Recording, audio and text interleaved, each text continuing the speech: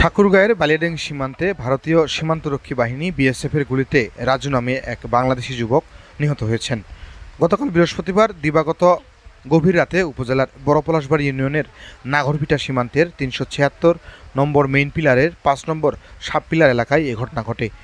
বালিয়াডাঙ্গি থানার ভারপ্রাপ্ত কর্মকর্তা ওসি ফিরোজ কবির ও বড়পলাশবাড়ি ইউনিয়ন পরিষদের চেয়ারম্যান শাহাবুদ্দিন মিয়া ঘটনার সত্যতা নিশ্চিত করেছেন। নিহত রাজু বড়পলাশবাড়ি ইউনিয়নের গড়িয়ালি গ্রামের হবিবুর রহমানের ছেলে। জানা গেছে, গতকাল দিবাগত রাত আনুমানিক ১টার দিকে রাজুসহ কয়েকজন নাগরভিটা সীমান্ত এলাকা দিয়ে গরু চোরাচালানের উদ্দেশ্যে ভারতে অনুপ্রবেশের চেষ্টা করছিলেন।